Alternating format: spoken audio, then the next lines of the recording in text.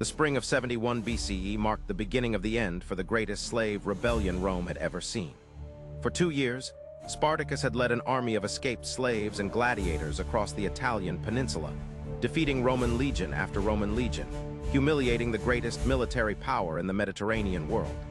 But now, with Marcus Licinius Crassus in command of 8 full legions, the tide was turning. Before we get started, make sure you like and hit that subscribe button for more content like this. Crassus was not your typical Roman general. He was the richest man in Rome, having made his fortune through real estate speculation, silver mines, and some questionable fire brigade practices that I won't get into right now. But what made Crassus truly dangerous was that he understood something fundamental about warfare that many of his contemporaries did not. He understood logistics. When Crassus took command of the campaign against Spartacus, he didn't immediately rush into battle like the previous commanders had done. Instead, he spent months training his legions, enforcing brutal discipline, and most importantly, cutting off Spartacus's supply lines. Classic rich guy move. Just throw money at the problem until it goes away. By the spring of 71 BCE, Spartacus found himself in an increasingly desperate situation. He was trapped in the toe of Italy in the region of Bruttium, with Crassus's legions blocking his escape to the north. Behind him was the sea. To make matters worse, Crassus had constructed a massive wall across the entire peninsula, stretching from coast to coast.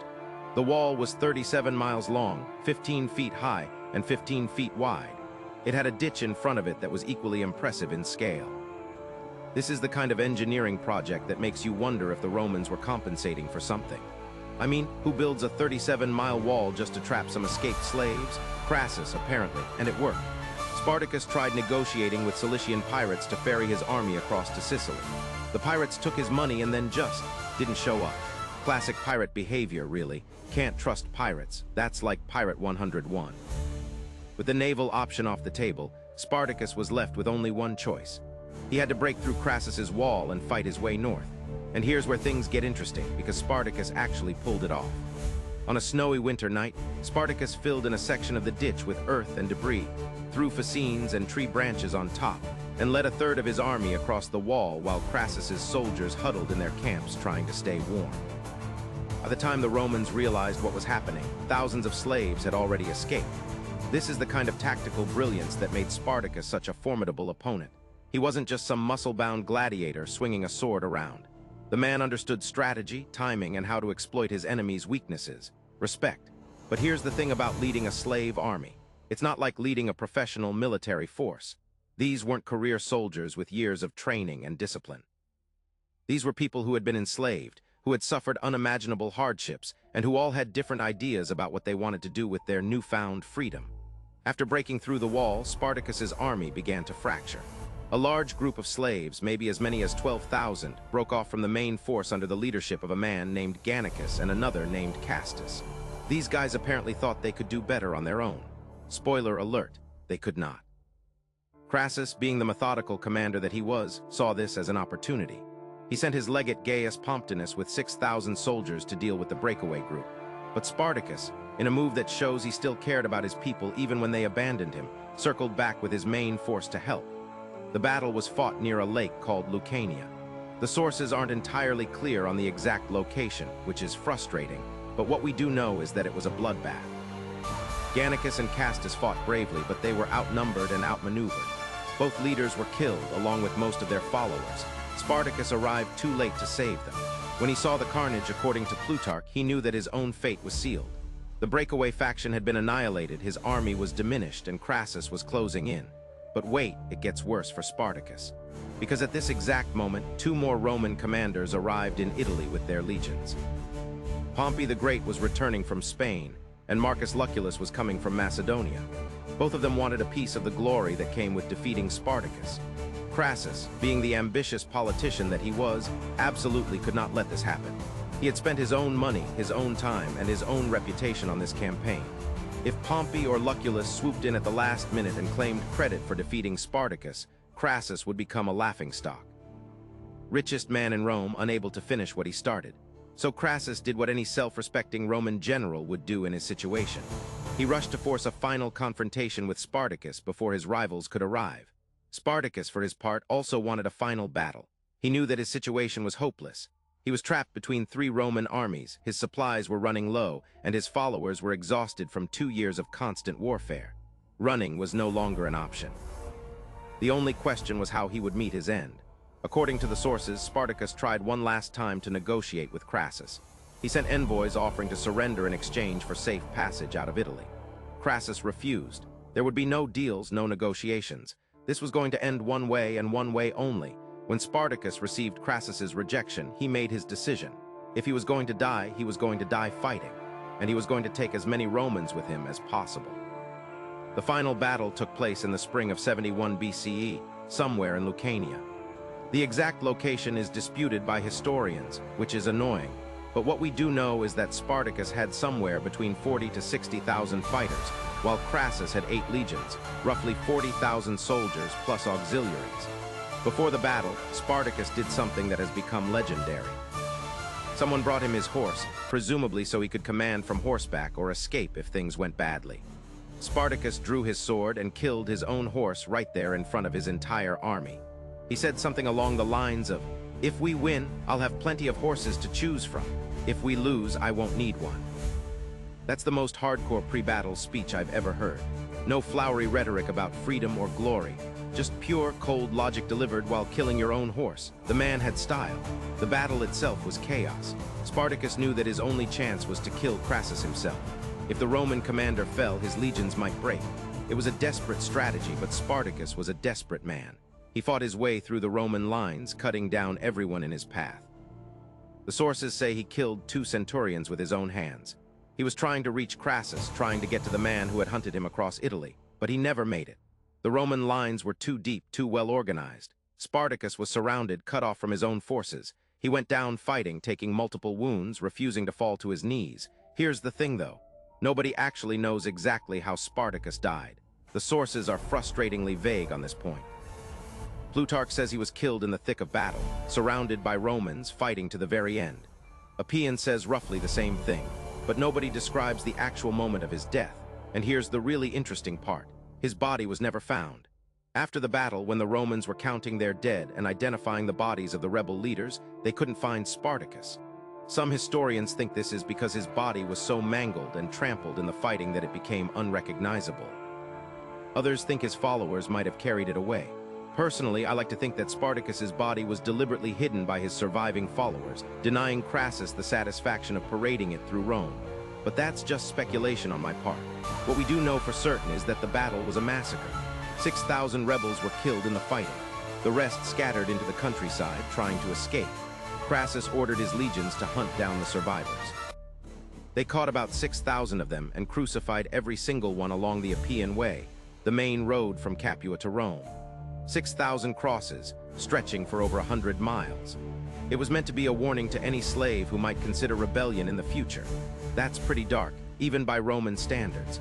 But Crassus wanted to make absolutely sure that everyone understood what happened to slaves who challenged Rome's authority. Now here's where it gets political, because this is Rome and everything is political. While Crassus was mopping up the last remnants of Spartacus's army, Pompey the Great arrived from Spain. And wouldn't you know it, Pompey's legions encountered about 5,000 rebels who were fleeing north. Pompey's forces killed them all. Then Pompey, in a move that can only be described as peak Pompey, sent a letter to the Senate claiming that while Crassus had defeated Spartacus in battle, it was Pompey who had truly ended the war by cutting down the last of the rebels. Can you imagine? Crassus spent 2 years and a fortune of his own money fighting this war, and Pompey shows up at the last minute, kills a few thousand stragglers, and tries to take credit for the whole thing. Crassus was furious, absolutely livid. This rivalry between Crassus and Pompey would define Roman politics for the next decade. But that's a story for another time. The Senate awarded both Crassus and Pompey triumphs, though Crassus only received an ovation, which was a lesser form of triumph. This was because technically, Spartacus was not a foreign enemy but a slave, and defeating slaves was not considered as prestigious as defeating foreign kings. This must have really stuck in Crassus's craw. He had defeated the greatest slave rebellion in Roman history, and all he got was a participation trophy. But the legacy of Spartacus lived on. For the rest of Roman history, his name would be synonymous with rebellion and resistance. He had proven that slaves were not just property to be bought and sold. but human beings capable of organizing, fighting, and nearly bringing Rome to its knees. The rebellion had lasting effects on Roman society. It exposed the fundamental instability of an economy built on slave labor. It showed that slaves, when pushed too far, would fight back. And it demonstrated that Rome's military supremacy was not as absolute as the Romans liked to believe. Some historians argue that Spartacus's rebellion was one of the factors that contributed to the fall of the Roman Republic. The war had required extraordinary measures, giving generals like Crassus and Pompey dangerous levels of power and military authority. These precedents would be used by future generals, including Julius Caesar, to justify their own accumulation of power. In the immediate aftermath of the war, there were some reforms to how gladiators were treated and monitored. Gladiatorial schools were placed under stricter supervision. There were limits placed on how many gladiators could be gathered in one place. Rome had learned its lesson about letting too many trained fighters congregate without proper oversight. But the fundamental institution of slavery remained unchanged. If anything, Rome's reliance on slave labor only increased in the following decades as the empire expanded and brought in more captives from conquered territories. Looking back at Spartacus's campaign, it's remarkable how close he came to actually escaping Italy. If the pirates had kept their word, his entire army could have made it to Sicily. If he had managed to cross the Alps in the early stages of the rebellion, they could have scattered across Gaul and Germania beyond Rome's immediate reach. But every time Spartacus seemed on the verge of escape, something went wrong. The pirates betrayed him. His own followers broke away from his command. Crassus built his ridiculous wall. It's almost like the universe was conspiring against him. Or maybe it's simpler than that. Maybe Spartacus was fighting an unwinnable war from the very beginning. Rome was too powerful, too organized, too wealthy. A slave army, no matter how well led, was never going to overthrow the greatest military power in the Mediterranean world. But here's what makes Spartacus's story so compelling. He didn't need to win to matter. The fact that he fought at all, the fact that he led an army of slaves against Rome and won battle after battle, was itself a victory of sorts. He proved that the enslaved could resist. He proved that Rome was not invincible. And that's why 2,000 years later we're still talking about him. The sources we have on Spartacus are frustratingly limited. Plutarch wrote about him in his Life of Crassus. Appian covered the rebellion in his civil wars. There are scattered references in other ancient sources, but we don't have anything written from the perspective of Spartacus himself or his followers. Everything we know about Spartacus comes from Roman sources, written by the people who defeated him. It's like learning about the American Revolution exclusively from British sources. You're going to get a skewed perspective. This makes it difficult to know what Spartacus's actual goals were. Did he want to overthrow the Roman Republic and create a new society? Was he just trying to escape Italy and return home to Thrace? Was he fighting for the abolition of slavery itself, or just for his own freedom and that of his immediate followers? We don't know, and we'll probably never know.